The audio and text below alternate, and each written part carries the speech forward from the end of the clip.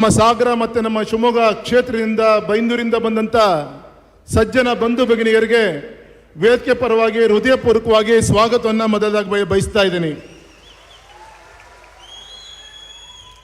6 ಶತಕಗಳ ಕನಸನ್ನು 6 ವರ್ಷಗಳಲ್ಲಿ ಕಾರ್ಯರೂಪಕ್ಕೆ ತಂದಂಥ ನಮ್ಮೆಲ್ಲರ ಧೀಮಂತ ನಾಯಕರು, ಭಾರತದ ಅಭಿವೃದ್ಧಿ ಪಥವನ್ನೇ ಬದಲಿಸಿದಂಥ ನಮ್ಮೆಲ್ಲರ ನೆಚ್ಚಿನ ನಾಯಕರು, ನಮ್ಮ ಕೇಂದ್ರದ ಮಿನಿಸ್ಟರ್ ಫಾರ್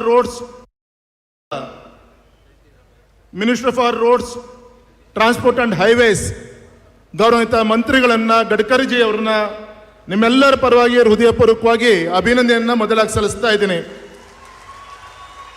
ಸಾಕಷ್ಟು ಹೋರಾಟಗಳು, ಸಾಕಷ್ಟು ಮನವಿಗಳು, 60 ವರ್ಷಗಳಿಂದ ಅನೇಕ ಹಿರಿಯರ ತಪಸ್ಸು, ಆ ತಪಸ್ಸಿನ ಕನಸನ್ನು ನನಸು ಮಾಡುವಂಥ ಇಚ್ಛಾಶಕ್ತಿಯನ್ನು ಹೊಂದಿ ಇವತ್ತು ಸೇತುವೆ ಕಾರ್ಯರೂಪಕ್ಕೆ ಬರಲಿಕ್ಕೆ ಮುಖ್ಯ ಕಾರಣ ನಿಮ್ಮೆಲ್ಲರ ಪ್ರೀತಿಯ ಸನ್ಮಾನಿಸಿದ ಯಡಿಯೂರಪ್ಪ ಸಾಹೇಬರು. ಅವರು ಕೂಡ ನಿಮ್ಮೆಲ್ಲರ ಪರವಾಗಿ ಹೃದಯಪೂರ್ವಕವಾಗಿ ಅಭಿನಂದನೆ ತಿಳಿಸ್ತಾ, ನಮ್ಮೆಲ್ಲರ ನೆಚ್ಚಿನ ನಾಯಕರು, ಈ ಸೇತುವೆಗೆ ಕೇಬಲ್ ಸ್ಟೇಟ್ ಟೆಕ್ನಾಲಜಿ ಅಂತ ಹೇಳ್ತೀವಿ. ಇದಕ್ಕೆ ಎಲ್ಲ ರೀತಿಯಂಥ ಪೂರಕವಾದಂಥ ಶಕ್ತಿಯನ್ನು ತುಂಬಿದಂಥ ನಮ್ಮ ರಾಜ್ಯದ ಎಲ್ಲ ಅಭಿವೃದ್ಧಿಗೆ ಹಿಂದೆ ಗೌರವಾನ್ವಿತ ನಮ್ಮ ಅನಂತಕುಮಾರ್ ಜಿ ಅವರು ಕೇಂದ್ರದ ಮಂತ್ರಿ ಇದ್ದಾಗ ಸೇತುವೆಯಾಗಿ ಕೆಲಸ ಮಾಡ್ತಾಯಿದ್ರು. ಇವತ್ತು ಆ ಜವಾಬ್ದಾರಿಯನ್ನು ಹೊತ್ತು ನಮ್ಮ ರಾಜ್ಯದ ಎಲ್ಲ ವಿಚಾರಗಳಲ್ಲೂ ಕೂಡ ಪ್ರತ್ಯಕ್ಷವಾಗಿ ಪರೋಕ್ಷವಾಗಿ ಶಕ್ತಿಯನ್ನು ತುಂಬಿ ಕಾರ್ಯರೂಪಕ್ಕೆ ತರಲಿಕ್ಕೆ ಕಾರಣಕರ್ತದಂಥ ನಮ್ಮೆಲ್ಲರ ಪ್ರೀತಿಯ ಕನ್ಸ್ಯೂಮರ್ ಅಫೇರ್ಸ್, ಫುಡ್ ಮತ್ತು public distribution and renewal energy, ಈ ಎಲ್ಲ ಖಾತೆಗಳ ಗೌರವಿತ ಕೇಂದ್ರದ ಮಂತ್ರಿಗಳಂಥ ಪ್ರಹ್ಲಾದ್ ಜೋಶಿ ಅವರಿಗೆ ನಿಮ್ಮೆಲ್ಲರ ಪರವಾಗಿ ಅಭಿನಂದನೆ ತಿಳಿಸ್ತೀನಿ. ನಮ್ಮೆಲ್ಲರ ಧೀಮಂತ ನಾಯಕರು ಜೀವನ ಪೂರ್ತಿ, ಉಸಿರು ಪೂರ್ತಿ ಜನರ ಒಂದು ಕಲ್ಯಾಣಕ್ಕೋಸ್ಕರ ಮುಡುಪಾಗಿಟ್ಟು ಜಾತಿ ಪಕ್ಷವನ್ನು ಮೀರಿ ಬೆಳೆದಂಥ ನಮ್ಮೆಲ್ಲರ ಗೌರವಿನ ಹಿರಿಯರಂಥ ರಾಜಕೀಯ ಮುತ್ಸದಿಗಳಾದಂಥ ಗೌರವಂತ ಕಾಗೋಡು ತಿಮ್ಮಪ್ಪನವರೇ, ನಮ್ಮೆಲ್ಲರ ನೆಚ್ಚಿನ ನಾಯಕರು, ಈ ಒಂದು ಸೇತುವೆ ಆಗಲೇಬೇಕು ಅಂಥೇಳಿ KPSC ಮುಂಭಾಗದಲ್ಲಿ 2-3 ವಾರ ಧರಣಿಯನ್ನು ಮಾಡಿ ಈ ಸೇತುವೆಗೆ ಶಕ್ತಿ ತುಂಬಿದಂಥ ಸನ್ಮಾನಿತ ಹರ್ತ ಹಾಲಪ್ಪನವರೇ, ನಮ್ಮೆಲ್ಲರ ನೆಚ್ಚಿನ ನಾಯಕರಂಥ ಜ್ಞಾನೇಂದ್ರ ಅವರೇ, ನಮ್ಮ ಹಿಂದೂ ಹುಲಿ ಸನ್ಮಾನಿತ ಚನ್ನಬಸಪ್ಪನವರೇ, ವಿಧಾನ ಪರಿಷತ್ತಿನ ಸದಸ್ಯರಂಥ ಅರುಣ್ ರವರೇ, ನಮ್ಮೆಲ್ಲರ ಪ್ರೀತಿಯ ಯುವ ನಾಯಕರು, ಇನ್ಮೇಲೆ ನನಗೆ ಯುವ ಸಂಸದ ಅಂತ ಹೇಳಂಗಿಲ್ಲ, ನನ್ನ ಮಗನ ಮದುವೆ ಮಾಡಾಯ್ತು. ಈಗ ನಮ್ಮ ಯುವ ನಾಯಕರು ಸನ್ಮಾನಿತ ವಿಜೇಂದ್ರ ಅವರು, ನಮ್ಮ ರಾಜ್ಯಾಧ್ಯಕ್ಷರು ಸನ್ಮಾನಿತ ವಿಜೇಂದ್ರ ಅವರೇ, ಅರುಣ್ ರವರೇ, ಹಿಂದೂ ಹುಲಿ ಚನ್ನಬಸಪ್ಪನವರೇ, ಗೌರವಿತ ಡಾಕ್ಟರ್ ಸರ್ಜಿ ಅವರೇ, ಕೊಲ್ಲೂರು ಮೂಕಾಂಬಿಕಾ ಸನ್ನಿಧಾನದಿಂದ ಬಂದಂಥ ನಮ್ಮ ಪ್ರೀತಿಯ ಶಾಸಕರಂಥ ಗುರುರಾಜ್ ಗಂಟೆಹೊಳೆ ಅವರೇ, ನಮ್ಮ ಸಕಲೇಶ್ಪುರದ ಶಾಸಕರು ಸಿಮೆಂಟ್ ಮಂಜು ಅವರೇ, ಅದೇ ರೀತಿ ಕುಮಾರಸ್ವಾಮಿಗಳಿದ್ದಾರೆ, ಗೌರವಿತ ಸಿದ್ದರಾಮಣ್ಣವರಿದ್ದಾರೆ, ಸನ್ಮಾನಿತ ರುದ್ರೇಗೌಡರಿದ್ದಾರೆ, ಗೌರವಿತ ಹೇಮಲತಾ ನಾಯ್ಕ್ ಅವರೇ, ಬಂದಂಥ ಎಲ್ಲ ಆತ್ಮೀಯ ಬಂಧು ಭಗಿನಿಯರೇ, ಒಂದು ಐತಿಹಾಸಿಕವಾದಂಥ ಕ್ಷಣ ಇವತ್ತು.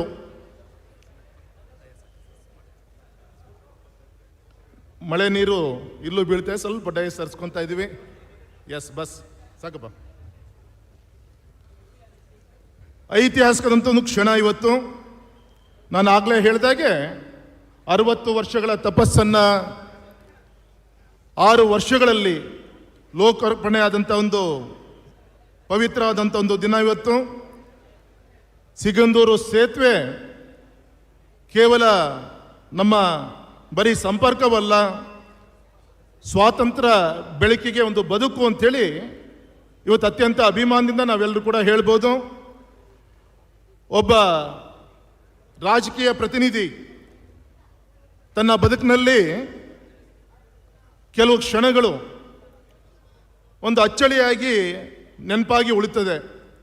ಅದು ನಮ್ಮ ಪಾಲಿಗೆ ಯಾವುದೇ ಈ ವೇದಿಕೆ ಮೇಲಿರುವಂಥ ಎಲ್ಲ ರಾಜಕೀಯ ಮುತ್ಸದ್ದಿಗಳಿಗೆ, ಹಿರಿಯರಿಗೆ ನಮ್ಮ ಜೀವನದಲ್ಲಿ ಅಚ್ಚಳಿಯಾಗಿ ಉಳಿಯುವಂಥ ಒಂದು ಧೀಮಂತವಾದಂಥ ಒಂದು ಕೆಲಸ ಇವತ್ತು ನಮ್ಮ ಅಂಬಾರಗೋಡು ಕಳಸೋಳಿ ಸಿಗಂದೂರಿನ ಒಂದು ಸೇತುವೆ ಅಂಥೇಳಿ ಅಭಿಮಾನದ ಪೂರ್ವಕ ನಾನು ಹೇಳಲಿಕ್ಕೆ ಇಚ್ಛೆ ಪಡ್ತೇನೆ. ಮತ್ತು ಇಂಥ ಒಂದು ಪವಿತ್ರವಾದಂಥ ಒಂದು ಕಾರ್ಯಕ್ಕೆ ನೀವು ಸಾಕ್ಷಿಭೂತರಾಗಿ ಇವತ್ತು ಪಾಲ್ಗೊಂಡಿದ್ದೀವಿ. ಇವತ್ತು ಮತ್ತು ಇವತ್ತಾದಂಥ ಸೇತುವೆ ಕೇವಲ ನಮ್ಮ ತಾಂತ್ರಿಕ ಶಿಲ್ಪ ಆಗದೆ, ಇದು ಬೆಳಕಿಗೆ ಹೋರಾಡಿದಂಥ ತಲೆಮಾರುಗಳ ಒಂದು ಕನಸನ್ನು ನೆನೆಸುವಂಥ ಒಂದು ಪವಿತ್ರವಾದಂಥ ಒಂದು ಕಾರ್ಯ. ಬಂಧುಗಳೇ, ತಮಗೆ ಈ ಐತಿಹಾಸಿಕ ಒಂದೊಂದು ಸಂದರ್ಭದಲ್ಲಿ ಈ ಭಾಗದಲ್ಲಿ ಸಾಕಷ್ಟು ಜನ ಭೂಮಿ ಕಳ್ಕೊಂಡ್ರು, ಜೀವನವನ್ನು ಕಳ್ಕೊಂಡ್ರು. ಅದು ನಿಮಗೆ ಗೊತ್ತಿದೆ. ಈ ನಾಡಿಗೋಸ್ಕರ ಶರಾವತಿ ಕಣಿವೆಯಲ್ಲಿ ಉತ್ಪಾದನೆ ಆಗುವಂಥ ಏನು ವಿದ್ಯುತ್ ಉತ್ಪಾದನೆ ಆಗಬೇಕು ಅಂತೇಳಿ ಜಲ ವಿದ್ಯುತ್ತು ಉತ್ಪಾದನೆ ಆಗ್ತಾ ಇದೆ. ಅದರಿಂದ ಕರ್ನಾಟಕದ ಮಾಹಿತಿ ತಂತ್ರಜ್ಞಾನ ಇರ್ಬೋದು, ಜೈವಿಕ ತಂತ್ರಜ್ಞಾನ ಇರ್ಬೋದು, ಕೈಗಾರಿಕಾ ಉತ್ಪಾದನೆ ಇರ್ಬೋದು, ಕೃಷಿ ಇರ್ಬೋದು, ಇತರ ರಂಗಗಳಲ್ಲಿ ಅತ್ಯಂತ ಮಹತ್ವದ ಒಂದು ಸಾಧನೆ ಏನಾದರೂ ಮಾಡಿದೆ ಅಂದರೆ ಅದರ ಹಿಂದಿನ ಶಕ್ತಿ ನಮ್ಮ ಈ ಮುಳುಗಡೆ ಸಂತ್ರಸ್ತರ ಆ ಒಂದು ಸಂತ್ರಸ್ತರ ಬದುಕು. ಸುಮಾರು 20,000ಗಿಂತ ಹೆಚ್ಚಿನ ಕುಟುಂಬಗಳು, 60ಗಿಂತ ಹೆಚ್ಚಿನ ಹಳ್ಳಿಗಳು ಏನು ಮುಳುಗಡೆ ಆಗಿ ಈ ನಾಡಿಗೆ ವಿದ್ಯುತ್ ಕೊಟ್ಟರು. ಅದರ ಪ್ರತಿಫಲ ಇವತ್ತು ನಮ್ಮ ದೇಶದ, ನಮ್ಮ ರಾಜ್ಯದ ಎಲ್ಲದೂ ಕೂಡ ಅಭಿವೃದ್ಧಿ ಆಗಲಿಕ್ಕೆ ಕಾರಣ ಅಂಥೇಳಿ ಈ ಸಂದರ್ಭದಲ್ಲಿ ಹೇಳ್ತೀನಿ. ರಾಜ್ಯಕ್ಕೆ ಬೆಳಕನ್ನು ಕೊಟ್ಟರು, ಆದರೆ ದೀಪದ ಬುಡದಲ್ಲಿ ಕತ್ಲು ಅಂತೇಳಿ ನಾವೆಲ್ಲರೂ ಕೂಡ ಏನು ಗಾದೆ ಕೇಳಿದ್ದೀವಿ. ಪಾಪ ಅವರು ಕತ್ಲಲ್ಲಿದ್ದು ದಿನ ಸಂಜೆ 5 ಗಂಟೆ ಆದರೆ ನಮ್ಮ ಆ ಮುಳುಗಡೆ ಸಂತ್ರಸ್ತರಿಗೂ ಮತ್ತು ಸಾಗರಕ್ಕೂ ಯಾವುದೇ ಒಂದು ಸಂಪರ್ಕ ಇಲ್ಲದಂಥ ಒಂದು ಪ್ರಸಂಗ ಕೂಡ ನಾವೆಲ್ಲರೂ ಕೂಡ ನೋಡಿದ್ದೀವಿ. ಇದನ್ನೆಲ್ಲ ಮನಗಂಡಂಥ ಸನ್ಮಾನಿಸಿದ ಯಡಿಯೂರಪ್ಪ ಸಾಹೇಬರು ಇಲ್ಲಿಯ ಒಂದು ಬದುಕು, ನಮ್ಮ ಗರ್ಭಿಣಿ ತಾಯಿಂದರು ಕೂಡ ಆಸ್ಪತ್ರೆಗೂ ಕೂಡ ಬರಲಿದ್ದ ಒಂದು ಪರಿಸ್ಥಿತಿ, ಒಂದು ತೆಪ್ಪದಲ್ಲಿ ಬರಬೇಕಾದಾಗ ಸುಮಾರು 10-20 ಜನ ಮುಳುಗಿ ತನ್ನ ಜೀವವನ್ನು ತೆತ್ತಿದ್ರು. ಈ ರೀತಿ ಅನೇಕ ಕಹಿ ಘಟನೆಗಳ ಮಧ್ಯದಲ್ಲಿ ಇವತ್ತು ಇಂಥ ಒಂದು ಬೆಳಕಿನ ಒಂದು ಕೆಲಸ ಇವತ್ತು ಆಗಿದೆ ಅಂತೇಳಿ ಇವತ್ತು ಅಭಿಮಾನಪೂರ್ವಕ ನಾನು ಹೇಳಲಿಕ್ಕೆ ಇಚ್ಛೆ ಪಡ್ತಾ, ಅಂಬಾರಗೋಡು ಕಳಸೋಳಿ ಈ ಒಂದು ಸೇತುವೆ ಇದು ತಾಂತ್ರಿಕ ಅಚ್ಚರಿ, ಒಂದು ಇಂಜಿನಿಯರಿಂಗ್ ಮಾರ್ವೆಲ್ ಅಂತ ನಾವೇನು ಹೇಳ್ತೀವಿ. ಈ ಒಂದು ಅಭಿವೃದ್ಧಿಯ ಒಂದು ಸ್ವಾತಂತ್ರ್ಯದ ಒಂದು ಸಂಕೇತವಾಗಿ ಇವತ್ತಿನ ಒಂದು ಸೇತುವೆಯನ್ನು ನಿರ್ಮಾಣ ಮಾಡುವಂಥ ಕಾರ್ಯ ಆಗಿದೆ ಅಂತೇಳಿ ಸಂದರ್ಭದಲ್ಲಿ ಹೇಳ್ತಾ, ಇವತ್ತು ನಿಮ್ಮೆಲ್ಲರ ಒಂದು ತಪಸ್ಸಿಗೆ ಬೆಳಕನ್ನು ಕೊಟ್ಟಂಥ ವೇದಿಕೆ ಮೇಲಿರುವಂಥ ಎಲ್ಲ ಮುಖಂಡರುಗಳಿಗೆ ಒಂದು ದೊಡ್ಡ ಚಪ್ಪಾಳೆ ತಟ್ಟುವ ಮುಖಾಂತರ ಅಭಿನಂದನೆ ಸಲ್ಲಿಸಬೇಕು ಅಂತೇಳಿ ವಿನಂತಿಯನ್ನು ಮಾಡ್ಕೊತ, ನಮ್ಮ ಶಿವಮೊಗ್ಗ ಒಂದು ಅಂತಾರಾಷ್ಟ್ರೀಯ ಮಟ್ಟದಲ್ಲಿ ಬೆಳಿಲಿಕ್ಕೆ ಏನೇನು ಗಮನವನ್ನು ಕೊಡಬೇಕು, ಅದು ಶಿವಮೊಗ್ಗಕ್ಕೆ ಏರ್ಪೋರ್ಟ್ ಇರ್ಬೋದು, ಜೋಗ್ ಫಾಲ್ಸ್ ಅಭಿವೃದ್ಧಿ ಇರ್ಬೋದು, ಈ ರೀತಿಯಂಥ ಕೆಲಸ ಕಾರ್ಯಗಳು ಆಗ್ತಿದೆ. ಬಂಧುಗಳೇ, ಇವತ್ತು ಹೇಳಲಿಕ್ಕೆ ಇಚ್ಛೆ ಪಡ್ತೇನೆ. ಹಿಂದೂ ಕೂಡ ತೆರಿಗೆ ಕಟ್ತಾ ಇದ್ರು, ಇವತ್ತು ಕೂಡ ತೆರಿಗೆ ಕಟ್ತಾ ಇದ್ದಾರೆ. ಹಿಂದೆ ಯಾಕೆ ಅಭಿವೃದ್ಧಿ ಕೆಲಸ ಆಗಲಿಲ್ಲ, ಇವತ್ತು ಹೇಗೆ ಆಗ್ತಿದೆ ಅನ್ನಲಿಕ್ಕೆ ತಾವೆಲ್ಲರೂ ಕೂಡ ಚಿಂತನೆಯನ್ನು ಮಾಡಬೇಕು. ಬಂಧುಗಳೇ, ಇವತ್ತು ನಿಮ್ಮ ಕಣ್ಮುಂದಿರುವಂಥ ಕಳಸೋಳಿ ಸಿಗಂದೂರು ಸೇತುವೆ ಸುಮಾರು 480 ಕೋಟಿ ವೆಚ್ಚವನ್ನು ಮಾಡಿ ಸೇತುವೆ ಆಯಿತು. ಗ್ರಾಮ ಪಂಚಾಯತಿ ರಸ್ತೆಯನ್ನು ರಾಷ್ಟ್ರೀಯ ಹೆದ್ದಾರಿ ಅಪ್ಗ್ರೇಡ್ ಮಾಡಿ ಆ ಒಂದು ಸೇತುವೆನ ಅಭಿವೃದ್ಧಿ ಮಾಡಿದ್ರು. ಅದರ ಅಪ್ರೋಚ್ ರೋಡಿಗೆ 920 ಕೋಟಿ ಈಗ ಗಡ್ಕರಿ ಸಾಹೇಬ್ರದಕ್ಕೆ ಸ್ಯಾಂಕ್ಷನ್ ಮಾಡಿ ಆ ಒಂದು DPR ಕೂಡ ಈಗಾಗಲೇ ಅಪ್ರೂವಲ್ ಆಗಿದೆ, ಕೆಲಸ ಕಾರ್ಯಗಳು ಕೂಡ ಶುರುವಾಗೋದಿದೆ. ಅದೇ ರೀತಿ ತಾವು ಆಶ್ಚರ್ಯ ಪಡ್ತೀರಿ, ನಮ್ಮ ಹೊಸನಗರದಿಂದ ಕೊಲ್ಲೂರಿಗೆ ಹೋಗುವಂಥ ರಸ್ತೆ ಮಾವಿನಕೊಪ್ಪದಿಂದ ಆಡುಗೋಡಿಗೆ ಸುಮಾರು 315 ಕೋಟಿ ಖರ್ಚು ಮಾಡಿ ಸುತ್ತ ಸೇತುವೆ ಅಂಥೇಳಿ 1.5 ಕಿಲೋಮೀಟರ್, ಬೆಕ್ಕೋಡಿ ಸೇತುವೆ 3/4 ಕಿಲೋಮೀಟರ್, ಈ ಎರಡೂ ಸೇತುವೆಗಳ ಈಗಾಗಲೇ ನಿರ್ಮಾಣ ಆಗಿದೆ. ಪಿಲ್ಲರ್ಸು ಕೂಡ ಈಗ ಆಲ್ರೆಡಿ ಎದ್ದಿದೆ. ಆ ಭಾಗದಲ್ಲಿ ಕೆಲಸವನ್ನು ಆಗ್ತಿರೋದು ನೀವು ಗಮನಿಸ್ತಾ ಇದ್ದೀರಿ. ಮೂರನೇದು, ನಮ್ಮ ಹಾಲಪ್ಪನವರ ಅವಧಿಯಲ್ಲಿ ಪಟುಕೊಪ್ಪ ಸೇತುವೆ 2019ರಲ್ಲಿ ಯಡಿಯೂರಪ್ಪನವರ ನೇತೃತ್ವದಲ್ಲಿ ಅದು ಉದ್ಘಾಟನೆ ಆಗಿದ್ದು ನಿಮಗೆಲ್ಲರೂ ಕೂಡ ಗೊತ್ತಂತ ವಿಚಾರ. ಬಿಲ್ಸಾಗರ ಸೇತುವೆ ನಮ್ಮ KRDCLಯಿಂದ ಗೌರವಿತ ಜ್ಞಾನೇಂದ್ರ ಅವರ ಒಂದು ನೇತೃತ್ವದಲ್ಲಿ ಅಭಿವೃದ್ಧಿ ಆಗ್ತಿರೋದು ನೀವೆಲ್ಲರೂ ಕೂಡ ಗಮನಿಸ್ತಾ ಇದ್ದೀರಿ. ಬಂಧುಗಳೇ, ನಮ್ಮೆಲ್ಲರ ಹೆಮ್ಮೆಯ ನಾಯಕರಾದಂಥ ಕಾಗೋಡು ತಿಮ್ಮಪ್ಪನವರು, ಸಿದ್ದರಾಮಯ್ಯನವರು ಮುಖ್ಯಮಂತ್ರಿಗಳಿದ್ದರು. ಆ ಸಂದರ್ಭದಲ್ಲಿ ನಮ್ಮ ಹಸೂರು ಮಕ್ಕಿ ಸೇತುವೆಗೆ 100 ಕೋಟಿಯ ಕಾರ್ಯಕ್ರಮವನ್ನು ಟೆಂಡರ್ ಕರೆದು ಅಪ್ರೂವಲ್ ಮಾಡಿಸಿದಂಥ ಧೀಮಂತ ನಾಯಕರು ಗೌರವಿತ ಕಾಗೋಡು ತಿಮ್ಮಪ್ಪನವರು ಅಂತೇಳಿ ನಾನು ಹೇಳಲಿಕ್ಕೆ ಇಚ್ಛೆ ಪಡ್ತೇನೆ. ಅರೆ ಸಾಹೇಬರು ಅಪ್ರೂವಲ್ ಮಾಡಿಸಿದ್ರು, ಆದರೆ ಅದಕ್ಕೆ ಮೊದಲನೇ ಕಂತು 55 ಕೋಟಿಯನ್ನು ಕೊಟ್ಟಿದ್ದು ನಿಮ್ಮ ಯಡಿಯೂರಪ್ಪನವರು ಮುಖ್ಯಮಂತ್ರಿ ಆದಮೇಲೆ BJP ಸರ್ಕಾರದ ಅವಧಿಯಲ್ಲಿ ನಮ್ಮ ಹಸೂರು ಮಕ್ಕಿಗೆ 55 ಕೋಟಿ ಹಣವನ್ನು ಯಡಿಯೂರಪ್ಪ ಸಾಹೇಬರು ಕೊಟ್ಟಿದ್ದು, BJP ಸರ್ಕಾರ ಕೊಟ್ಟಿದ್ದು. ಇವತ್ತಿನ ಸರ್ಕಾರ 18 ಕೋಟಿ ಕೊಟ್ಟಿದೆ. ಇನ್ನು ಉಳಿದಂಥ ಹಣವನ್ನು ತಂದು ಆದಷ್ಟು ಬೇಗ ಒಂದು ಲೋಕಾರ್ಪಣೆ ಮಾಡುವಂಥ ಒಂದು ಕಾರ್ಯವನ್ನು ಕೂಡ ಇವತ್ತಿನ ಒಂದು ಸರ್ಕಾರದ ಪ್ರಮುಖರು ಮಾಡ್ತಾರೆ ಅಂತೇಳಿ ಅಭಿಮಾನದಿಂದ ಹೇಳ್ತಾ, ಬಂಧುಗಳ ಈ ಸಂದರ್ಭದಲ್ಲಿ ನಾನು ಇಷ್ಟು ಮಾತ್ರ ಹೇಳ್ತೀನಿ. ನಮ್ಮೆಲ್ಲರ ಅಪೇಕ್ಷೆ ಇತ್ತು ಇವತ್ತು ಉದ್ಘಾಟನೆ ಆಗಬೇಕು. ಗಡ್ಕರಿಜಿಯವರು ಸಮಯವನ್ನು ಕೊಟ್ಟು 15 ದಿನ ಆಗಿತ್ತು.